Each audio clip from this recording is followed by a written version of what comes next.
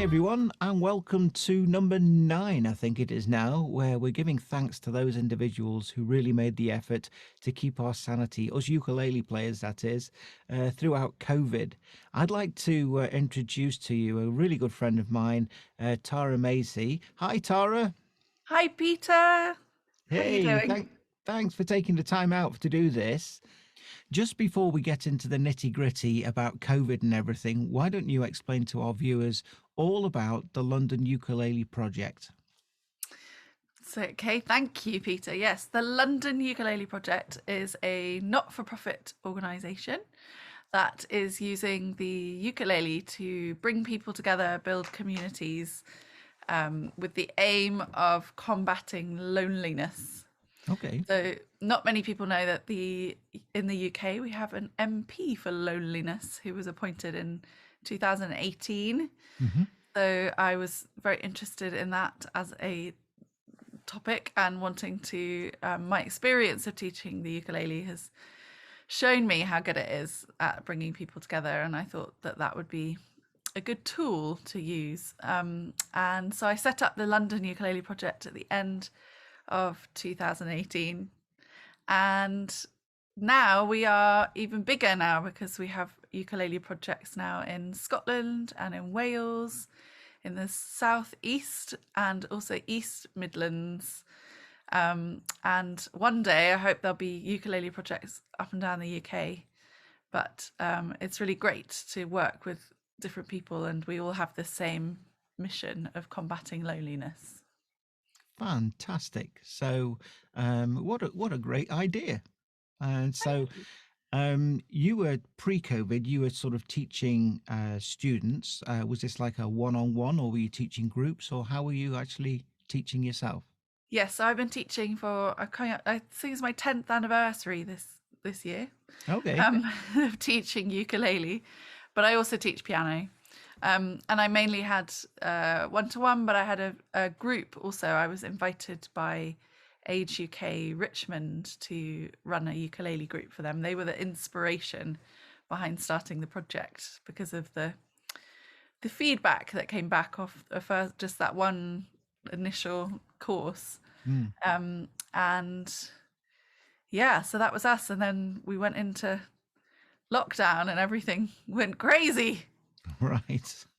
So, what did you do personally then to keep the project alive? I had the panic of having to move all of my students online. Mm, So I think the first thing I did was do some Zoom training, like everybody did. Um, and the ukulele project is something that I run in my, voluntarily. So I had to think about how I could juggle that along with homeschooling. mm. Um, and we came up with an idea to do a collaboration. So I invited some ukulele players to play on a collaboration of With a Little Help from My Friends, Mm, more of a Joe Strummer, no, Joe mm. Cocker. That's Ah, him, Joe Cocker. Yes. Joe Cocker. More of a Joe Cocker version than the Beatles. Mm. And I said to my husband Matt, we'll have, maybe a few people might send in videos. We had over 100. So Wow. that was quite a lot of work for him, which was great because he Agree. needed some purpose. And it was amazing. It was so, I can't tell you how exciting it was getting everyone's videos to come through. Quite a technical achievement, to get everything in sync. How did you get people to play in time? How did you do it? So we set up a landing page and people could sign up to be part of it. And then they Hmm. got an email with a tutorial on how to play the song, and a backing track and instructions on, things to be mindful of. Try Right. not to have the washing machine on in the background, and Yeah. try to and, yeah, and, and think people about act your background, things like that. So sure. And people actually listened and read the instructions and abided by them. That's incredible. well, not everyone, but yes, and a majority. It was amazing. We were Yeah. incredibly excited by all the people involved, and Yeah. we had some incredible ukulele artists. We had Sam Brown was in it, which was Wow. incredible. Um, we had Phil Dolman Phil, and yep. Dan, Tricity Vogue, Mandy and George from Opera Lely. They Wow, were, yeah, amazing. It was sad you absolutely. were not on it, Peter. You'll have to be on the next one if we do it again. Yes, please send me an invite next time, or somewhere where I can find it. Yes, and it was really lovely. It was we had all the artists have started the song, and then at the end we brought in all the guests, I suppose, as you could call them. Right. And it was, yeah, it was really, really lovely. We were really pleased with what we came up with. And like I said, my husband's face as more and more videos came in, it was classic. Um, and it was a I big bet you learned task. some new words as well. Yes, yeah, yeah. And yeah, it was lovely. And we raised money for Help Musicians, which is a charity that not only helps musicians but also anyone involved in the music industry. So a Hmm. lot of my husband's colleagues were being supported by them. So we wanted to help do something to help that. And NHS charities together, we raised £1,000 for each of those charities, Hmm. and then we raised enough for the London Ukulele Project to donate a set of ukuleles to a neurological hospital that's local to us, Wow. that was very hard hit by COVID. So Mm. we wanted to do something to support them, and they have a music therapy section there. So Hmm. What a great idea. And everybody getting involved as well kept everybody busy. And as you said, that the main aim at the beginning was to try and combat loneliness. And what could be better than having something to do, an actual task. So I I think it's think that, great that everybody got on board, and to see the result. Did you yeah. actually put the final thing on YouTube? Yes, you can watch it on YouTube. It's there to view still. And we then also did a second one. We didn't only just do one, we did two. Right? We did one at Christmas, which was Jingle Bell Rock. Hmm. And this one, unfortunately, I took on the task of editing the video for this one, which I regret because my computer was not happy. Right. And everyone went purple at one point. Ah, And it was very stressful because I was then up against a deadline, it being mhm. a Christmas one. Yeah, yeah. But again, on this, we had some amazing artists like Christopher Davis Shannon, Yeah. Mike Haysom, Mm. Ashley Orlando, Sam Muir. And then we had, I think it was 70 on this one. We had 70 contributions to It's this still a lot to edit and track. put all together and everything. So, Yes, and it was so well much done. fun also seeing how it just proved to me how the ukulele, one of the things I love about it is how the intergenerational music making. Sure. So it was lovely to see people of all different ages and backgrounds join in. So that was really fun. And we raised money that time for the Trussell Trust, which is the food banks. Okay. We raised again, we made £1,000 for them. Wow, that's fantastic. So, I believe you've got a website as well. Can you tell us about that? Yes, so we have a website, ukuleleproject.co.uk, and that has all of the different ukulele projects. So London, Scotland, Wales, South East and East Midlands. And we're all on there, and you can support us by becoming a patron. We've got a resource that you can access. So you can support the work that we do by supporting that financially. But we've got loads of free stuff as well on there. We've just done an activity pack for National Ukulele Day with a Hawaiian theme that you can download for free. We're really hoping to get into classrooms to try and encourage and support teachers in teaching the ukulele, because we feel that if children have a positive music experience at school, then they're much more likely to have the confidence to join a Yeah, group when they're definitely. older. Definitely. Um, and Plant the the seed at an early age. That's it. Yes, exactly. Mm. So we're also trying to encourage people to talk openly and positively about loneliness. There's still a stigma attached to it. When people think of the word lonely or someone being lonely, they think of someone old and sad and on Mhm. their own, but it's not necessarily the case. research has shown that the loneliest demographic are the 17 to 22-year-olds. Wow, I wasn't aware of that myself. Yeah, so we really want to support people to have something, give a tool to go out into their community, and to make that step, you have to have the confidence. So I think we feel that if we're in schools and helping schools to talk openly about it and suggesting that this is a way that people could connect, then Sure. that's what we're trying to do. And the activity pack has lots of ideas about how people can connect to their communities and get out in their communities. Even if they can't do because of COVID, there's lots of ways they can, like sending videos. Mm. So we've made on Ukulele Day, on the 2nd, we asked people to make a Uke Day pledge. Right. We asked them to make a pledge to go out into their communities. So I've been chatting to my groups. So like my year 6 group, we made a pledge to see if we could join up with the year 7s at their local secondary school Fantastic. as a way of connecting the two groups, so that when they start in September, it's a good icebreaker. Mm. And my year 3s, we're going to go and play at a dementia care home.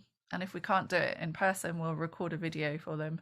Right. And my Age UK class, they want to do loads of things. We're thinking about a Queen's Jubilee busk and going Okay. into a library. So Wow. the Ukulele Project also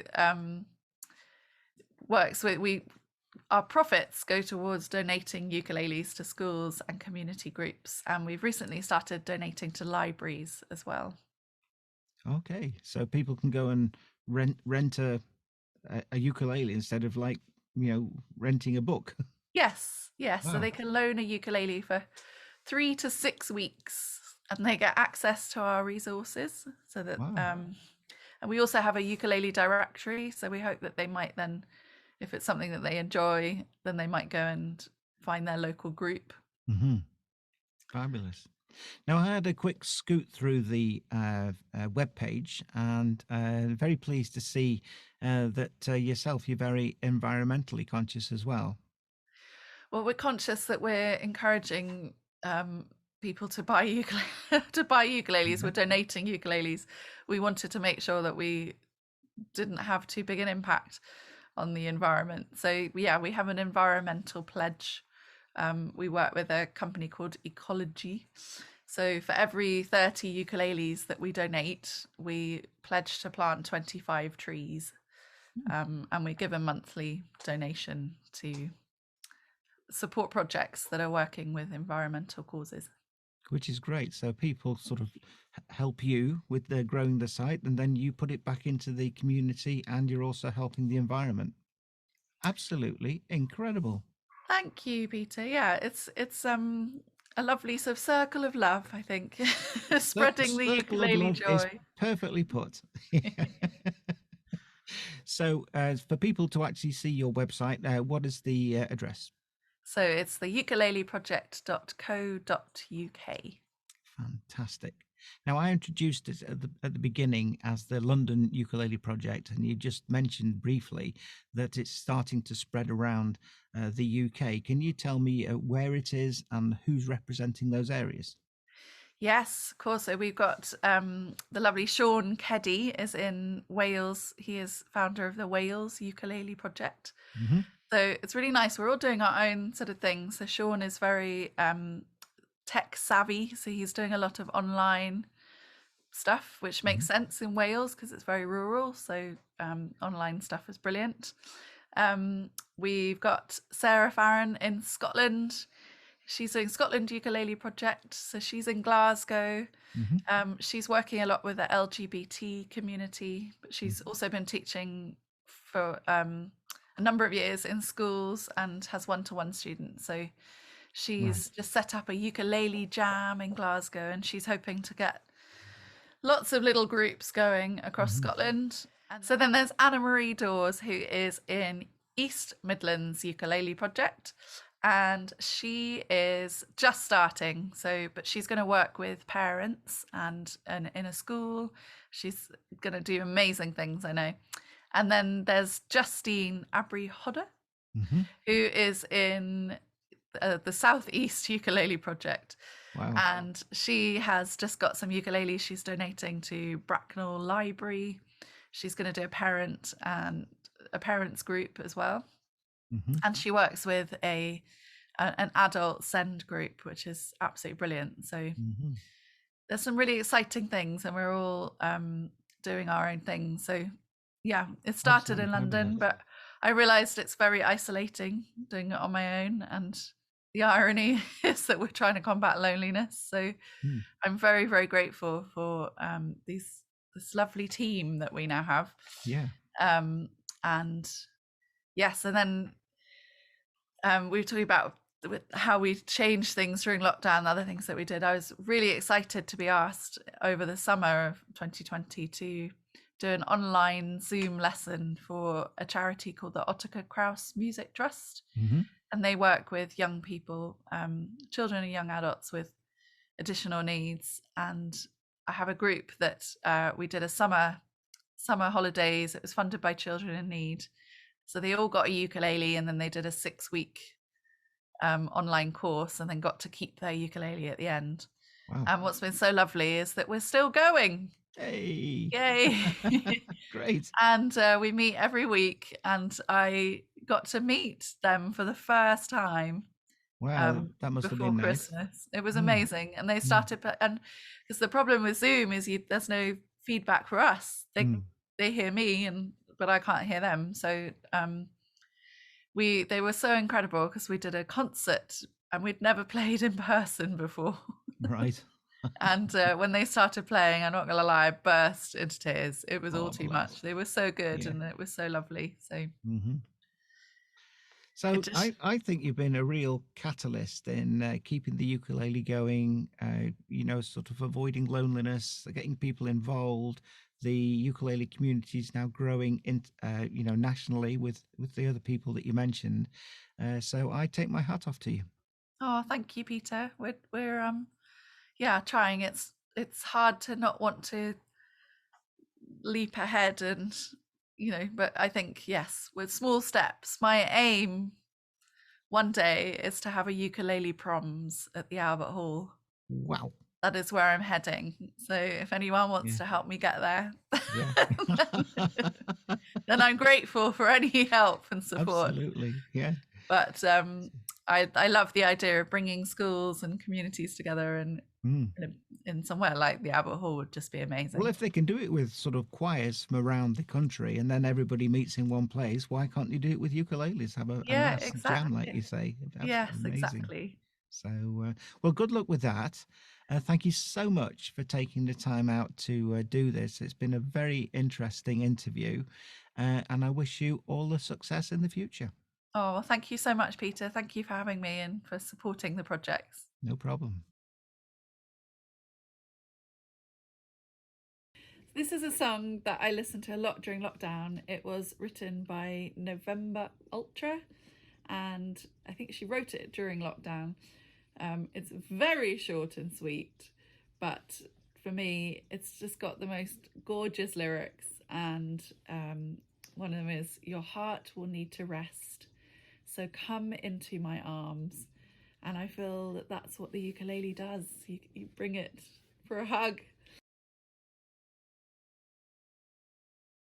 Every now and then,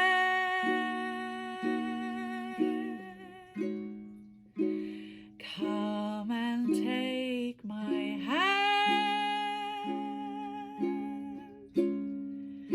For every little lie you tell so you can hide will grow inside your chest.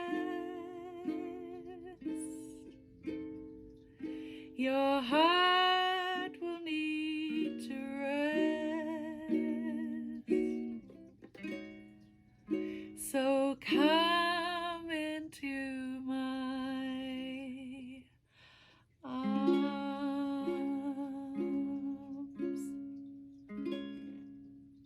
Inside your chest. Your heart